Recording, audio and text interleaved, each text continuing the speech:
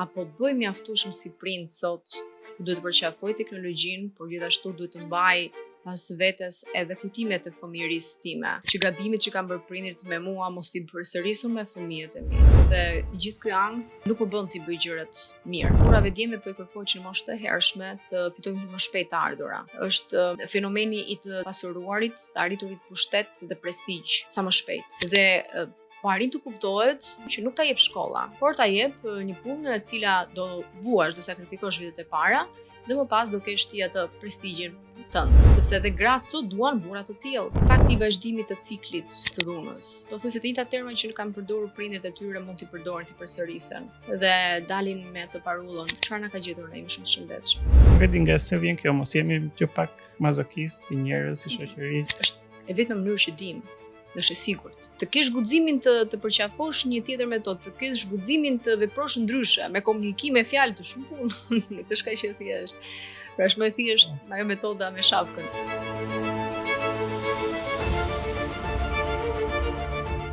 Marxisimo, mirë se vjen në apostrof. Shumë kënaqësi, është diçka ndryshe nga herët e tjera, ndryshe nga të intervistat, pak a shumë që jemi mësuar për media. Do ta filloj me pyetjen e parë. Duket sikur sa vjen dhe më shumë prindër ndihen në ankth ose ndihen sikur nuk po ja dalin mban me prindërimin ose me fëmijët e tyre, me rritjen e shëndetshme, sidomos nga ana emocionale dhe nga ana psikologjike të fëmijëve të tyre. Nga se mendoni se vjen ky presion? Është më shumë presion që ja krijojnë prindrit vetes, ja krijojmë ne si njerëz vetes, apo diçka që na vjen nga jashtë, nga shoqëria, nga kultura, nga.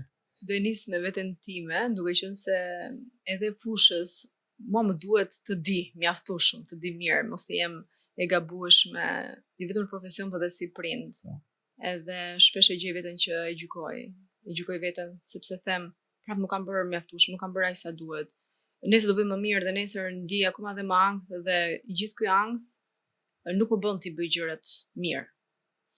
Dhe imagjinoj që po ashtu dhe prindin të rësi në nivel të tyre arsimor, por gjithashtu edhe të menaxhimit të emocioneve ndjejnë këtë ankth, apo bëj mjaftueshëm si prind sot, ku duhet të përqafoj teknologjinë, por gjithashtu duhet të mbaj pas vetes edhe kujtimet e fëmijërisë time, që gabimet që kanë bërë prindërit me mua mos t'i përsërisun me fëmijët e mi, që t'i jap atyre mbështetje, por mos t'ia zgjidh problemet, ta udhëheq, por mos të jem pastaj ai lideri i përjetshëm. Të gjitha këto pikpyetje na e bën ndoshta edhe kërkimi i vazhdueshëm për prindërim më të mirë. Na i bën librat, literaturat, na e bën ajo pikpyetje që dikur nuk e bënin fare prindërit, e merrnin të mirëqenie, jemi prindër, ne e dimë edhe pikë. Kurse sot ne e vëmë në pikpyetje dhe unë e shikoj di gjë të mirë këtë. Ndoshta ne jemi brezi që do vuajmë pak, që do t'i çojmë pak gjërat në shinë, do t'i çojmë pak në atë vijën e duhur, që prap do lëmë dhe ne gabimet tona, por janë të pashmangshme. Kam përshtypjen dhe brezat e tjerë do kenë sfidat e tyre, por ne kemi sfida mjaftueshëm në këtë pikpyetje që do të na shoqërojë. Por nuk e kam thënë unë këtë shprehje ose këtë gjë, nëse po ngrim në pyetje që a jemi prindër të mirë, do të thotë që jemi të ndërgjegjësuar, po kërkojmë për më mirë. Imagjinoni pastaj sikur të ishim kaq perfekt dhe thoshim i di vetun ato gjëra, është fëmia ime, është prona ime dhe bëj çfarë të dua. Duket sikur ka një lloj epidemie perfeksionizmi, jo vetëm tek prindërimi, por në përgjithësi në jetën tonë të përditshme, domethënë kërkojmë gjithmonë të jemi sa më perfekt, gjithmonë një përmirësim të vazhdueshëm dhe ndoshta kjo na bën në një farë mënyrë të jemi edhe në këtë gjendjen e ankthit. Jemi shoqëri imazhi, mendoj më tepër, që imazhi është i tillë që duhet përmbushet disa pika, disa etiketime. Imagjinoni mua, unë jam një grua rreth të 40-tave, një nën, dhe sikur kam letra të verdha që më kanë ngjitur, që do thotë duhet të jem e aftë edhe në punë, të siguroj disa të ardhra, por duhet të jem në kohë edhe për drekën, për darkën, që kur të vi bashkëshorti, por për fëmijën duhet të jem e gjendshme, por gjithashtu etiketë tjetër më thotë që duhet të bësh detyrat, të shikosh djalit në darkë, të gjesh rrobat, ta veshësh, ta lash, të tjera këto, të ishe komunikueshme, të mirëmbash familjen, sepse bashkëshorti do të vetat. Flas këto etiketime që kryesisht e vënë gruas shqiptare. Dhe nëse hiqet ky filtri i realitetit, më dalin këto etiketimet e verda, këto letra, këto fletushkat, janë shumë. Dhe të gjitha këto na rëndojnë emocionalisht, sepse i shohim, i ndjejmë dhe themi e bëra edhe këtë. Prandaj gratë thuhet si me anë pozitive që bëj shumë gjëra në një kohë. mund të bëjmë jemi stimuluar që në vogëli të bëjmë shumë gjëra në një kohë, por nuk se i bëjmë shumë mirë, nuk mundet dot. Ne jemi njerëz në fund të fundit dhe kemi nevojë për bashkëpunim, ne kemi nevojë gjithmonë edhe të kërkojmë ndihmë, të na jepet, jo ndihmë në kuptimin siç thuhet, atë ndihmon burri, por duhet një bashkëpunim i mirëfillt. Ashtu si edhe burrat kanë këto etiketime. Mund të shikoj për shembull që mund të kesh edhe ti sigurisht duke menduar që çfarë heqin burrat në këtë shoqëri. Duhet të jesh një prind shumë i mirë, duhet të sjellësh të ardhurat, duhet këto ardhurat të i rrisësh. Nëse ti ke këtë hapësirë në shtëpi, pas 5 vitesh duhet ta zirosh, të bësh mobile më të mira, duhet të sigurosh familjes pushime. Pra, sipas vendit edhe këto etiketime janë aq të shumta në një janë dhe të kota që na çojnë pastaj në mendime ndërhyrëse, këto mendime që po sikur të ishte aty, unë do të bëja më mirë dhe na bën gjithmonë të jemi me kohën mbrapa, me kokën mbrapa, me të shkuarën. Pse nuk e gëzova unë më shumë fëmijën? Po pse nuk e bëra unë më mirë këtë? Kur ti je pikërisht këtu dhe ti tani mund ta shijosh sepse ky moment po çohet dëm, duke menduar gjithmonë për ato që kanë ikur. Sipas jush, kush është gabimi që bëjnë më shpesh prindrit në lidhje me fëmijët e tyre, në lidhje me mënyrën se si i kuptojnë ose i keq kuptojnë fëmijët e tyre? Nuk dua të bëj dhe unë gabimin që të dal me një manual, por them në tërësi gabimet që bën në mënyrë të pavetëdijshme janë ato kur prindrit duan të plotësojnë dëshirat e tyre të munguara të një sistemi shumë të egër, të një sistemi që ka udhëhequr çfarë do lloj gjë, që ka diktuar çfarë do lloj lëvizje. Dhe këto dëshire të munguara i shoh që duan të plotësojnë të fëmijët e tyre. Një universitet që ata nuk e kanë bërë, një aftësi që ata e kanë dashur kaq shumë. Dhe nëse projektojnë fëmijën, pra te fëmia veten e tyre, unë them ky është një nga gabimet. Gabimi tjetër është të mos pranosh që mund të kemi bërë gabime. Sot, pavarësisht sot shoh prindër që i thon fëmijës, "Ke mami, nuk është e gjithë ditur. Mund ta kem dhe unë gabim, se ja ta zbulojmë bashk." Nuk e di këtë gjë.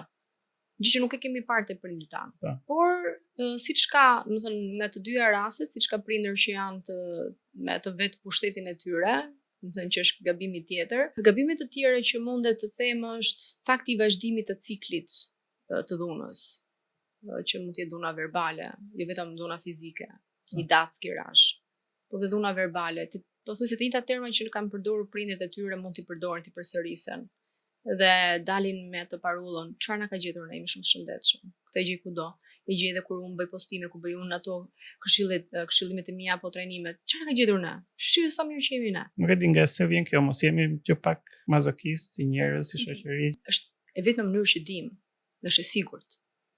Pra ti e di që dhuna, gjuajtja e fëmijës, vendos aty në cep, bërtitja, ulja e vlerave, do ta bëj atë të reagojë shpejt. Do të bindet ty, si një ushtar i bindur, do të çohet në këmbë, do ta qepi gojën, do ta marrë atë që ti po kërkoje. Dhe kjo si rezultat shpejt. Dhe kjo është e provuar. Dhe prindit sot e dinë që kjo gjë është provuar, se e kanë ngrënë në kuriz vet. Dhe duke qenë se e dinë dhe është e provuar, thonë kjo është më e mira. Dhe marrin të keqin më të vogël, marrin veten e tyre, sepse mos kujtojmë se edhe 30, 40, 50 vjeç ne kemi eksploruar komplet veten tonë. Dhe ndaj kam përshtypjen ndodh kjo gjë. Dhe të kesh guximin të përqafosh një tjetër metodë, të kesh guximin të veprosh ndryshe, me komunikim, me fjalë, të shumë punë, nuk është kaq e thjeshtë. Pra është më e thjeshtë ajo metoda me shapkën. Kam patur të ftuar dhe psikolog të ndryshëm që punojnë sidomos me fëmijët dhe me adoleshentët. Dhe një nga këshillat që kam dëgjuar që japin është që fëmijët kanë nevojë për dashuri dhe për suport dhe për mbështetje. Dhe në mendjen time, domethënë, mbas edhe gaboj, po kjo gjëja e dhënies dashurie dhe mbështetjes më duket si gjëja më e thjeshtë dhe më e lirë për të bërë. Po ndërkohë, nëse është vërtet kaq e thjeshtë, atëherë pse nuk e bëj? Pse nuk kërkon para, nuk kërkon punë shumë, ndoshta punë kërkon. Shumë drejt. Pse rendi lexojnë të thuash manuale të tjera, duam të shpikim diçka, por të vërtetë i kemi shumë afër e shumë thjesht gjërat. Po të sjell ndërmend një seancë që kisha me disa fëmijë. Ata ishin 8 vjeç, 10 vjeç maksimumi, dhe po i thoja që si ju duket kur prindit tuaj vinë, ju përqafojnë, ju dhurojnë dashuri, dhe vetëm fëmijët më thonin, jo zysh, më thonë, sepse përkëdhelemi ne pastaj marrim kot ne. Po thonin terma që kishin dalë nga gojët e prindërve të tyre. Po themi që t'ju dhurojnë dashuri, jo t'u japin liri pa kufizime, mos t'u tregojnë rregulla. Po them që t'ju përqafojnë nëse ju ndjeni një zhgënjim, t'ju pyesi çfarë ndjen, çfarë të bëri ty të ndihesh në këtë lloj forme. A ke menduar se do ta zgjidhësh, a mund të më përfshish dhe mua? Dhe për vetë fëmijët mendojnë që është përktheli kur i përqafon ose kur i dhuron shumë dashuri. Madje edhe kur i kemi fëmijët e vegjël dhe mua më është këshilluar që mos e mbash shumë në krah, mos e jep shumë me gjatë kohës kurdo, mos e përkthel shumë se është shumë. Ki kujdes. Kur fëmia është i vogël ka nevojë shumë për dashuri. Gjithmonë kemi nevojë për dashuri. Se kur rritemi bëjmë sikur jemi mbushur edhe nuk kemi nevojë, por kemi nevojë edhe për një fjalë, kemi nevojë për qoftë edhe për kontakt, duke qëndruar aty fizikisht. Nuk shethëm patjetër të shkojmë t'ia zgjidhim problemet fëmijës. Do shkoj tani dhe t'i them kush është ky personi ose çfarë të duhet ty, çfarë sa shuma. Ne madje këtu nuk e kemi zgjidhur, e kemi futur më tepër në telashe për gjatë gjithë jetës. Por prania fizike dhe prani totale, se ne fizikisht mund të jemi në një kuzhinë, në një vend, në një divan, por nuk jemi aty të lidhur, të ndërlidhur. Në fakt po shikoja një nga videot e tua të fundit në Instagram ku po shpjegoje pak të pjesën e kartonave të animuar të kukullave që jepen kryesisht për fëmijë të vegjël. Dhe duhet të pyes pak që si ndikon kjo pjesa e ngjyrave, e muzikës, e zhurmave, domethënë tek fëmia i vogël ose tek një fëmijë që është akoma bebe, që shpesh ju vihet përpara ajo gjë për t'i qetësuar dhe për të lënë rehat dhe prindin në një farë mënyre. Shumë video unë mendoj që janë bërë me regjisor, janë bërë me psikolog, me persona që dinë mirë nga marketingu. Po flas për këtë video në YouTube që pastaj janë hapur si kanale dhe përveç videove që janë në seri, që janë vetë fëmijët protagonist dhe besoj kush është prindi din me emra, ndryshojnë emërtimet por përmbajtja e njëjtë. Zgjasin deri diku 20-30 minuta, por ka tashmë tendenca tjetër që shorts, video shorts, që edhe për këtë mund të bëjmë tema të tjera shumë më të gjata, por për të bërë një përmbledhje. Truri i fëmijës kërkon stimuj sigurisht, që stimulohet përmes atashimit, përqafimit. Përqafimi për shembull thuhet që është më i rëndësishëm se sa ndoshta komunikimi ose një fjalë mirë që të dua shumë. Ke thënë më shumë me përqafim. Dhe ne ngacmojmë lumturinë e fëmijës atë qetësinë. Kjo është e thjeshtë, është e qetë, kërkon atë kohën e vet. Por një fëmijë që është rritur që në vogël që 6 muaj, pa ulur mirë, që të filloi ushqimet e ngurta, ka filluar të shikojë ekran, pra ende është i shtrirë dhe me ekranin para, fillon që truri i tij stimulohet në mënyrë shumë të shpejtë. Pra në 5 minuta, stimujt janë kaq shumë të ngjeshur, audio shumë e lartë dhe audio jo vetëm neutrale. Pra imagjinoni gjatë gjithë kohës të dëgjonim sikur të dëgjojmë reklama, ato janë ato jingle që ne na tërheqin. Pra që në fushë marketingut dihen. Çfarë i bëjmë ne trurit të fëmijës? Çfarë i bëjmë ne aspektit audioviziv? Çfarë i bëjmë ne fëmijës pjesën e komunikimit? Pra e bëjmë, ja japim botën si një botë me ngjyra të marketuar dhe kur ja fikim dhe i shikon një realitet që i duket shumë e errët, i duket jo as gri, po i duket shumë e zymt. Dhe fëmijët sot përdorin fjalën boring, i shumë i mërzitshëm. Pra i duket kaq i mërzitshëm sepse nuk e stimulon. Dhe çfarë do fëmia? Pse qan? Pse gjatë gjithë kohës e shikon vetëm lumturinë aty? Sepse vetëm ajo e ngacmon në të tillë formë, të tillë nivele, që prindi nuk ja jep dot pastaj me lojën, pra dhe nëse do prindi ta uli gjysore fëmijën, ti marri, ti bëj teatr, ti bëj kukulla, nuk mund të do që një kukull që ai e ka marrë nga veshët e dora, ti japi të njëjtën stimulim. Pra këtë çështje kemi, këtë gjë i kemi bërë trurit. Ka pasojë në afat gjatë tek fëmijët kjo gjë në shëndetin mendor, emocional të tyre. Nëse do shkojmë bashkë tani në për parashkollor, sa që bie klasë, ndoshta parashkollë klasë e parë, do shikojmë që në çdo klasë prindit që kanë dërguar fëmijët e tyre mund të shprehen ndoshta me pak ndroje, por mësuesit ndoshta do thonë që në çdo klasë kemi fëmijë që kanë shumë nevojë për mësues ndihmës. Fëmijë që arrin të kuptojnë, të shohin në sy, veprojnë, por ose janë shumë antisocial, ose kanë probleme me të folurin, ose kanë probleme me zhvillimin, ose kanë probleme me koordinimin, sy i duar, që janë shumë të vogla që mund të riparohen edhe që sigurisht riparohen, por të gjitha këto janë produkte të atyre që kemi bërë para 5 vitesh. Them para 5 vitesh sepse kemi vënë fajin bumit të teknologjisë, sepse u izoluam dhe ne pam si të vetëm mjet shpëtime. Por puna se iku pandemia dhe po lë pas një metodë të tillë prindërimi që po e bluan celularin, po e luan interneti, po e luan këto video Dhe pavarësisht gjërave që prindit thonë që ka sjellë gjëra të mira, mëson gjë të huaj, që nuk kemi asnjë lloj përfitimi në të vërtetë për këtë, ka sjellë këtë lloj vonesash që më vjen keq për një pjesë e prindërve kujtohen kur shkojnë para shkollor ose në klasë të parë që fëmia e tyre ka nevojë për ndihmë dhe imagjino sa janë mbartur ato me vite të tëra që fëmia në moshën e tij reale mund të jetë 2 vjeç, 3 vjeç, por ti e ke çuar fizikisht sigurisht është 5-6 vjeç, por ti e ke çuar në klasë të parë dhe ai nuk është gati dhe çfarë mbart ky fëmijë, sa presion ka ky fëmijë, sa ankth ka ky fëmijë, që mban edhe ankthin e prindit, sepse fëmia ndoshta nuk mban mend çdo gjë vizualisht çfarë ka bërë, si e ka bërë, por mban mend emocionet, mban mend si është ndier, si është trajtuar, mban mend çfarë do lloj emocioni në fytyrat e prindërve të tyre dhe sa i vështirë do jetë vazhdimësia për këtë fëmijë. Sa e kanë ndryshuar rrjetet sociale mënyrën si prindrit krahasohen me njëri tjetrin, po dhe mënyrën si krahasohen fëmijët midis njëri tjetrit, pra fëmijërinë që kam unë me fëmijërinë që ke ti ose ka dikush tjetër. Unë pak më parë përdora termin që jemi një shoqëri imazhi, që rrojmë atë imazhin e mirë, imazhin mos na e luajnë imazhin, nderin. Dikur ishte nderi, por kishte më shumë kuptim, kishte më shumë gjëra për të folur, kurse ky imazh sot është pavarësisht është në 3D, është në lëvizje prap imazh vetet. Dhe problematika është që ne jemi gjatë gjithkohës në krahasim me të tjerët, dua të kem më shumë. Që çdo që njerëzore ka pasur këtë, nuk është se ka sjell rrjetet sociale, e gjeti mes nesh, por e bën më të lehtë sepse ti mjafton tapësh Instagramin një account, një profil dhe shikon profilet të vajzave që janë bërë nëna, që janë influencer, ky term i ri i futur tashmë, që ndikojnë në jetën tonë, që zgjohen mëngjes herët, i bëjnë të gjitha, shkojnë në punë, marrin shumë të konsiderueshme parash, por janë dhe në familje, janë dhe gjatë gjithkohës të kuruara, kur lindin nuk kanë bark fare, nuk shëndoshen ose dobësohen me një shkop magjik duke pirë këto medikamentet e dobësimit që s'kan asnjë efekt ansor. Dhe kur je një grua për shembull pasi ke lindur ose je një grua që nuk e pasur as kohë të lahesh, çfarë mund të shkaktoj kjo? Jo vetëm krahasim, por shokim. Po nuk jam mjaftueshëm. Çdo ditë ti thua, po shkoj 45 vjeç, po shkoj 50 vjeç, dhe nuk kam as gjysmën e kësaj që është 25.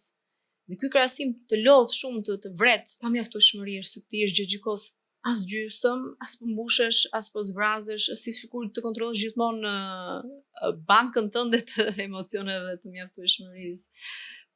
Që ti s'merr dot as kredi, as borxhe në këtë lloj banke, duhet të plotësosh vetë. Si mund të bësh ballë kësaj gjëje, domethënë kur je vazhdimisht në çdo moment që ti merr telefonin përballesh gjithmonë me dikë që është më i pasur se ty, me një punë më të mirë se ty, ndoshta më i bukur se ty, ndoshta me një jetë më perfekte se sa ty, domethënë si mund të bëj ballë secili nga ne kësaj gjëje që të mos përfundoj duke u shkatruar psikologjikisht dhe shpirtërisht. Tamam, nuk i bëjmë dot ballë.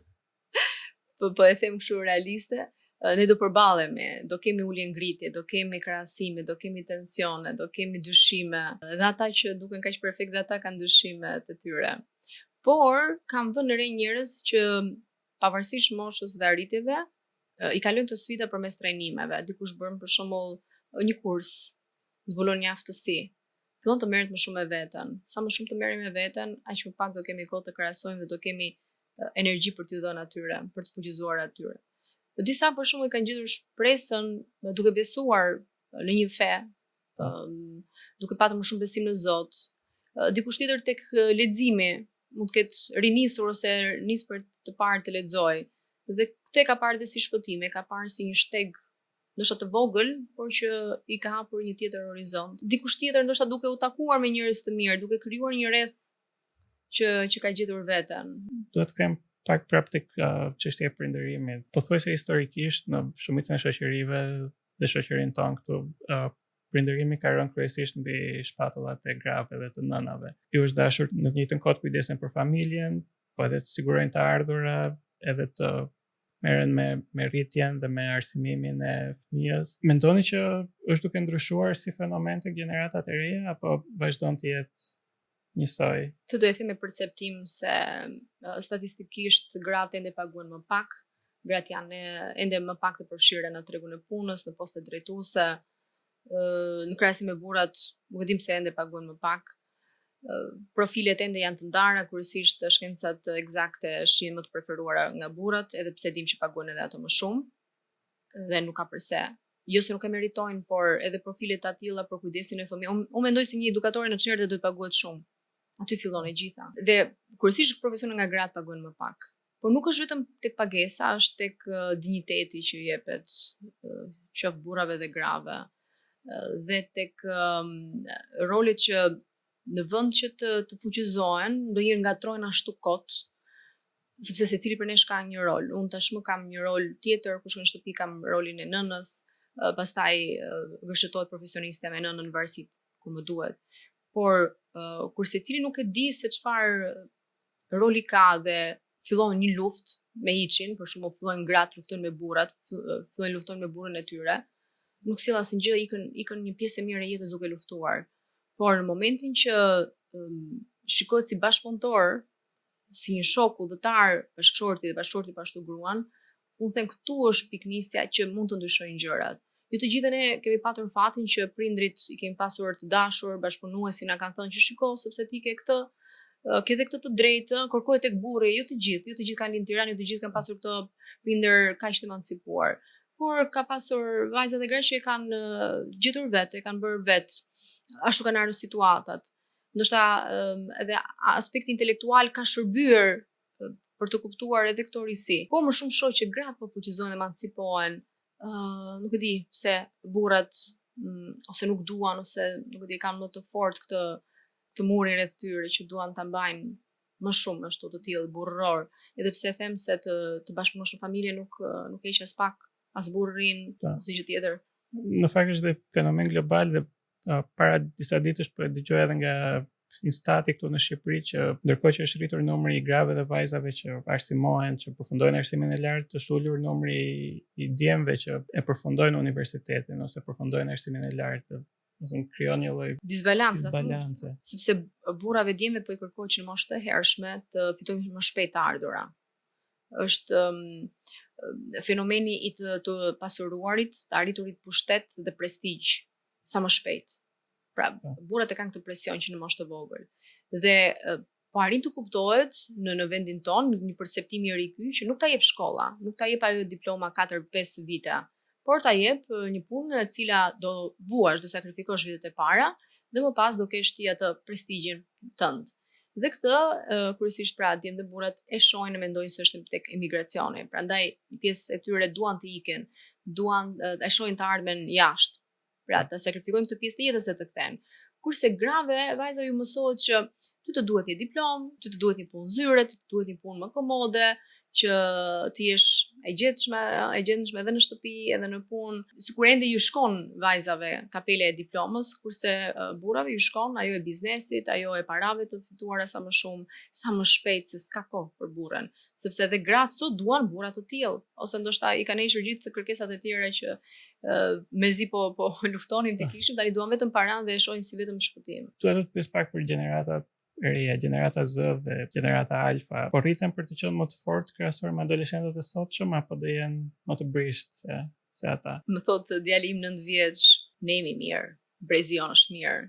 Po këta të vegjëlit? Jo, këta janë të padurueshëm. Dhe kam vështimin që çdo brez e shikon këtë brezin më tej që ka ardhur pas tij si më të dobët, sikur janë më të përkëdhelur. Ka dhe të vërteta këtu, por që nuk janë bërë vetë ashtu. Prindrit i kanë lënë ndoshta gjërat gati. Ky është ajo pasojë tjetër sa i gabimi tjetër që ndoshta nuk përmenda pak më parë, që ja lën gati, që mos të vuajnë siç kemi vuajtur ne. Kemi plotësuar, por ajo dashuri është kuptuar pas një lloj kushti ose liria është kuptuar pas një lloj kufizimi. Dhe dash për dashi brezat marrin këtë produkt nga familja, shikojnë mediat, shikojnë rrjetet sociale, shikojnë të huaj se si po bëhen të famshëm, kur bësh i famshëm bësh edhe me para shpejt. Dhe shikojnë këtë lloj modelesh, këtë lloj trendesh.